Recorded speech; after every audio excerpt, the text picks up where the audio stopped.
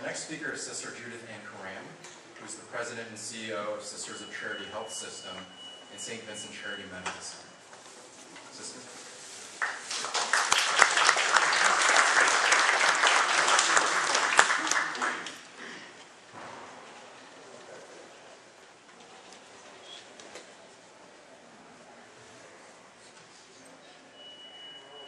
When Stephen introduced us to the presentations to be made, he said that probably all of us would want to be able to share reflections on Margaret. And I truly feel so very honored to be here and to be able to share reflections on my friend Margaret. I first got to know Margaret in 1985 when our Leadership Cleveland class gathered in Oberlin for the first time. I don't know if they continue to do it, I assume that they do, but one of our exercises was to bind us together as a class and build community. We went out into the woods and did a lot of team building activities. This led us to find ways as a team to climb over obstacles, to work our way out of perilous situations, jumping over each other to avoid a situation of being drowned in oil, not really, being tied to each other and finding a way how to race down the field. All grown people, all executives and professionals in the city of Cleveland, but all fun things that we were doing. Why am I mentioning this? Well, that our main cheerleader and observer on the side was Margaret. She was a member of our class, don't get me wrong. She was a member of our class. But the life growing within her was to be protected. Was that Stephen? I'm glad to be protected. Stephen. Being tossed in the air was not good prenatal care. We all agreed, but truthfully, we also had an excuse to be a bystander. During that weekend, Margaret said to me, my husband wanted to be sure that I said hello to you. I then discovered that Margaret's husband was our Cam. Cam and I went back to the 1970s when he was a pharmacy student, and he's nervous because I told him I was going to mention some of these things, so he's sitting here a little nervous. And he was at the University of Toledo as a pharmacy student and spent time with us at St. Vincent Charity Hospital. In fact, I was Cam's preceptor. After graduation, he worked for some time at the hospital. At that time, we had just started a clinical pharmacy program, and Cam worked right with me, gaining the experience of being an integral part of the healthcare team.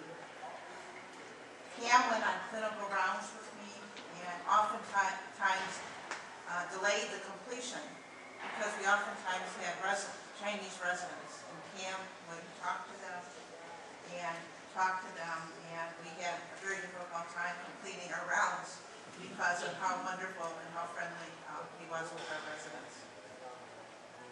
Samuel Johnson Adams said, and I quote, "Life is fleeting, but if you live your life in hope, hope that you can somehow make a difference, and you strive to succeed, then your life will last forever, and you will never be forgotten."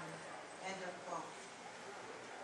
For me, my friend Margaret is a model of a person who came to this country with a real dream of the opportunity that America could bring in her life. As a first-generation immigrant with tremendous hope in her heart, and her mother and parents as her model, she came to our shores, worked exceptionally hard, and moved to reach a place in her life that she truly makes a huge difference in people's lives.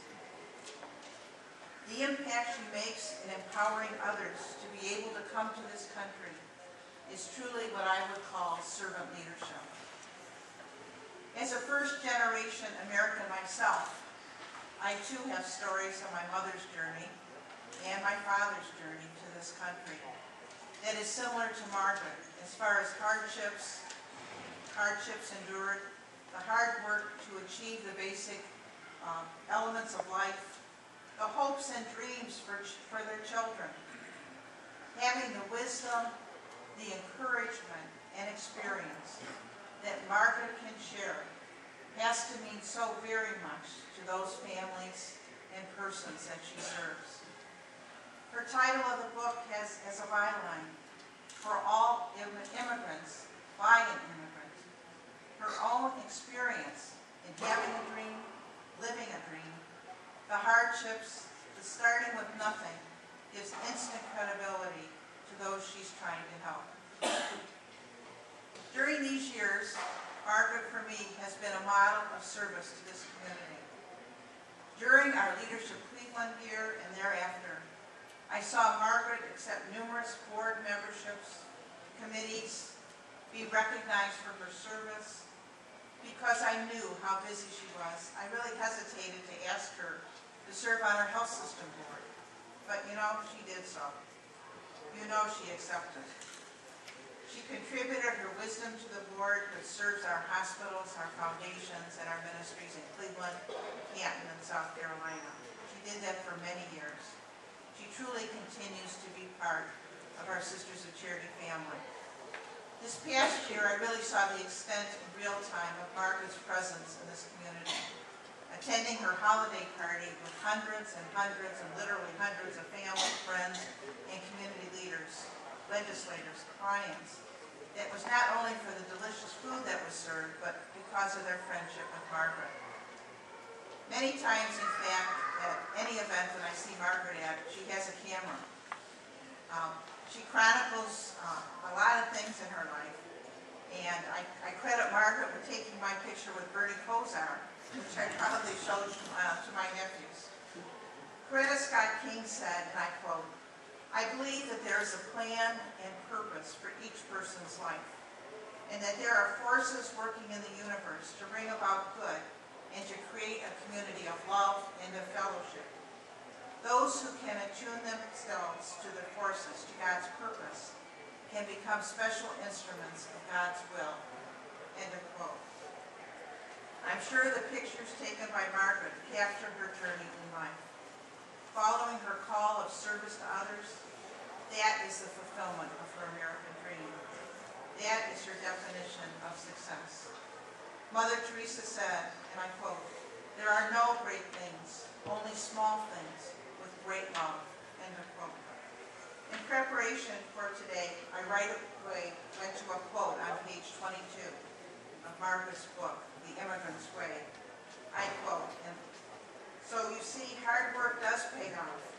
From the mentoring and yelling by the Catholic nuns to my New York host family, end of quote, and it continues. Well, Margaret, in the years that we have known each other, I know that I never did yell. And as for mentoring, you have been a shining star to me of what it means to be a community leader, serving others. So, my friend, as I quote from our faith tradition, well done, good and faithful servant. Thank you for being a part of my life, Margaret.